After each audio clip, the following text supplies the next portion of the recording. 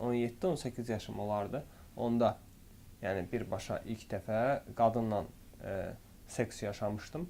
Orada həmin vaxt oxuyordum. Elə bir tanış oğlan var idi, dostum. Tələbə yoldaşım idi. Dedi belə bir yer var.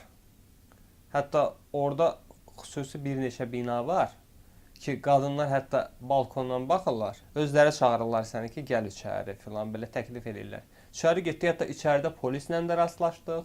Qapının ağzına girəndə o biraz məni belə duruxdurdu. İçəri girəndə polislə bir dənə qadın oturmuşdu. Deyəsən sutenyor idi. Və pulu verdiyi həmin qadına, yanında da polis var idi. Belə şirin-şirin söhbət edirdilər polislə. Yəqin ki, polis onlara ruslar demişkən qırışalıq eləyir. Həmin vaxt eləyirdi. Və pulu verdik, keçdik içəri.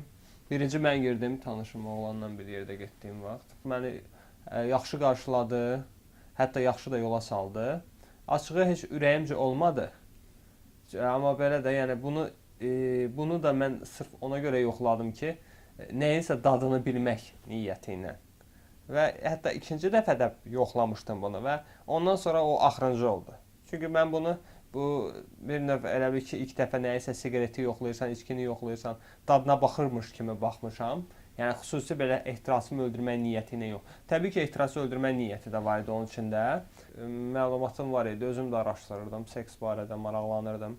Və həmin vaxt internetdən də müəyyən qədər var idi ki, baxırdıq insan porno saytlar, erotik filmlər, həmçinin də ki, müəyyən o vaxt qəzetlər çıxırdı.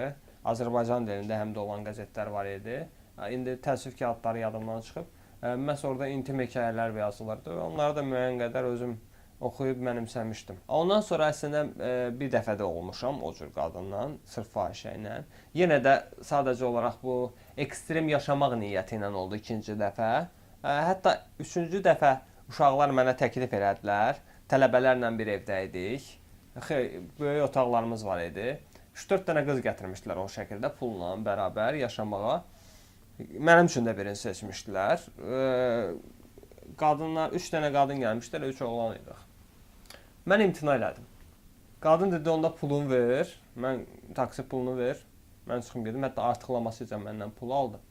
Yəni, o da təbii şəkildədir. Gəlib, imtina edirəm deyə aldı pulunu. Biraz ödədim, taksi pulunu əlavə. Çıxdı, getdi və deyim ki, ondan sonra heç vaxt belə fahişə ilə olmamışam. Və olmayacam da. Onsuz da bu qədim peşədir. Bir çox adamlar bunu eləyir və eləyəcəklər də. Yəni, hörmətlə yanaşıram. Çünki bədənin normal tələbatıdır. Mən isə bu işin mənəvi tərəfini ondan görə xoşum gəlmir ki, buna prinsipə çevirmişəm. Düşünürəm ki, bu adam sırf pulla bu işi mənim üçün görür. Və o sadəcə olaraq qeyri-səmimi orada həzz imitasiyası yaradır mənlə və eyni zamanda bu başqaları ilə də olur və məqsəd hansısa maddi şeyə görə olmaqdır da mənim. Yəni, məndən xoşu gəlib olmur. Buna görə mən bunu özüm üçün belə bir prinsip eləmişəm ki, daha olmayacaq. Hətta elə olmuşdu ki, bir müddət qabaq, əslində mən əl arabasından istifadə edirəm deyə, bəzi həkimlər deyir ki, ümumiyyətlə daha çox seksual həyatın daha çox aktiv olmalıdır. Bu sənin sağlamlığına da xeyir eləyəcək.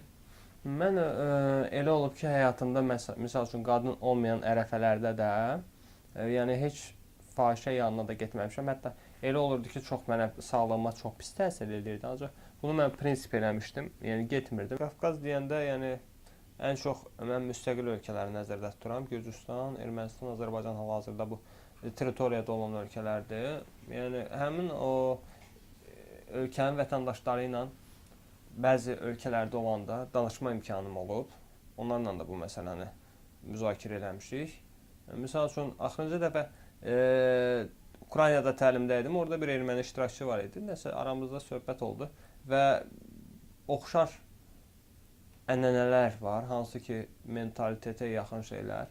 Onları da biraz müzakirə elədik. Deyir ki, bəs bizim ailəmiz çox müasirdir. Oğlan hətta paytaxtda yaşayır, Yerevanda. Amma yenə də bugün mən, yəni 89-cu il təvəllüddür həm də. Deyir, bugün mən gedib hansısa bir qızla yaşaya bilmərəm də, tək ayrı ev tutub. Yenə də valideynlərim çox pis baxacaq, qohumlar pis baxacaq, cəmiyyət pis baxacaq.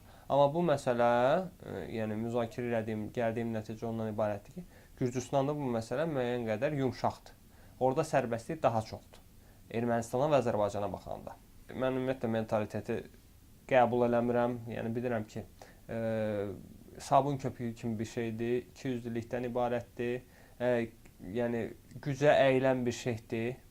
Yəni xoşa gəlməz bir şeydir də. Yəni insanları məhdudlaşdırır və belə qadağalarla da daha da yəni gizlin olan pis vərdişləri ortaya çıxarır.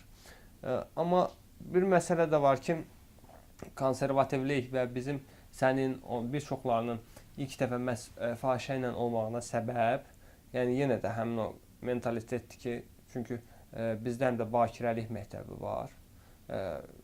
Təbii ki, qızlar 14-15 yaşında sevişə bilmirlər əksəriyyəti. Ona görə biz məcbur oluruq, elə gedirik, yəni fahişə yanı ehtiras elə söndürürük və bu təbii ki, bariyerdir bir növ.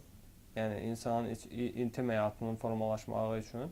Amma elə adam var ki, bu yenə də bayaqki dediyim kimi istisnalar gətirir, çıxarır, həyatında hansısa qız olur, qadın olur. Yəni bu da çox aşağı faizlə götürülür.